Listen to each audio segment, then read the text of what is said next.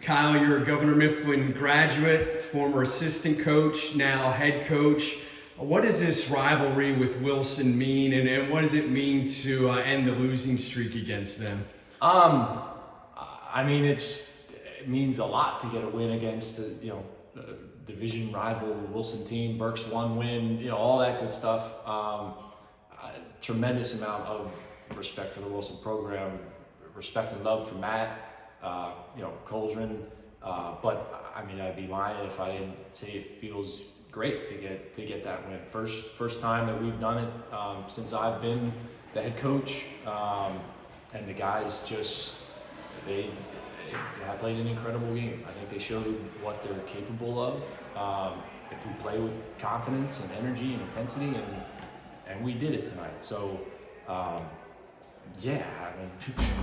tremendously excited. It was awesome high school basketball game. It's nice to be on the right side.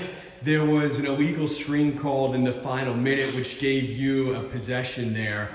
And Matt Harley ends up hitting a runner, banking it in.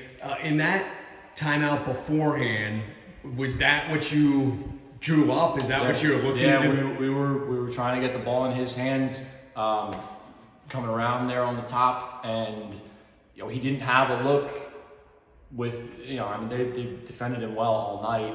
He's not going to get a lot of clean looks with as good a scorer as he is, and he saw that, put the ball on the floor hard, and made an incredible shot to win it. It was awesome. I think everybody in the county knows he can knock down the three, but how much work has he put in improving the all-around game? The game winner was off the bounce. He had some mid-range jumpers in there too. Yeah, and he does. I think that's probably it's the misconception now maybe that all he can do is shoot threes, but it'll get out quickly that he can play off the dribble. He can play in the post. We try to give him some more looks in the post, than he's had, because he does a really nice job there too. And having that extra dimension to his game, being able to put on the floor the way that he can, and hit the pull up and go to the basket, and hit, and still hit the open three. He's been phenomenal. A heck of a nice kid, and a heck of a good basketball player too.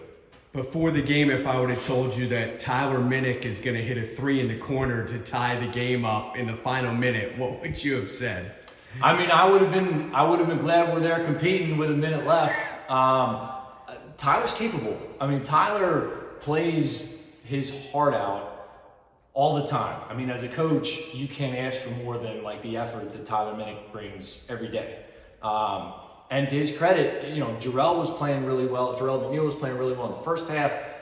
Ty didn't get quite as many minutes as he probably would have otherwise. He stuck with it. He played his role perfectly. And look, if he's open in the corner for that shot, he's capable of making it. So, he had it, and he shot it confidently. He knocked it down, and it was a huge shot.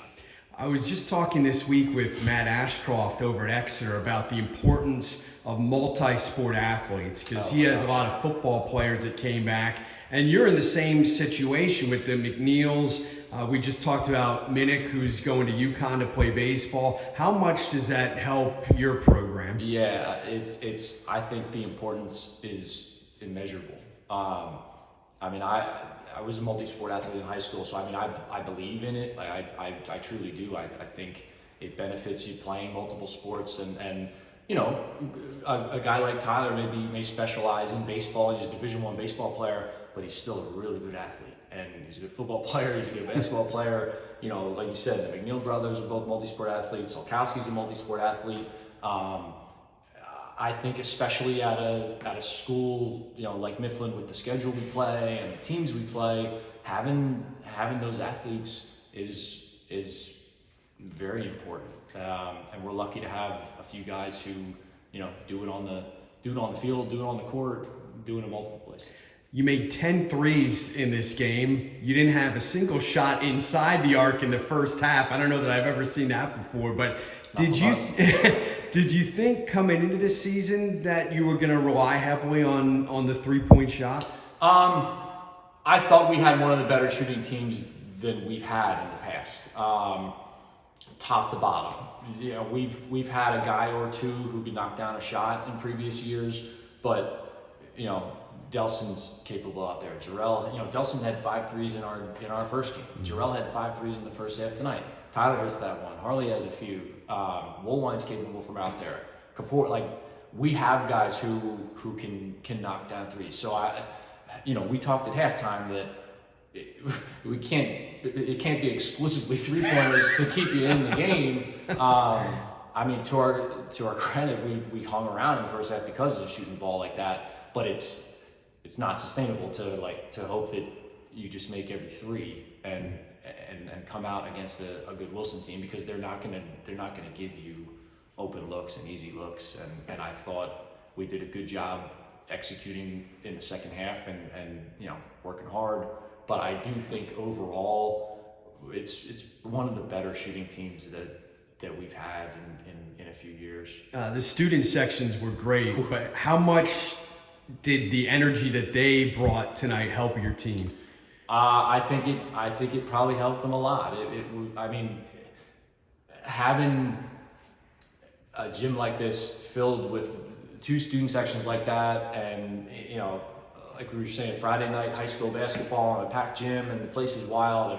It's an awesome atmosphere, and I think they fed off of it a little bit, and I think it helped us tonight, because we talked about making sure we had energy and intensity, and we did. And the student section was incredible too. It was a good night for Mifflin sports and Mifflin basketball. Well, congratulations. Very exciting game, and good luck the rest of the season. Thank you, Paul.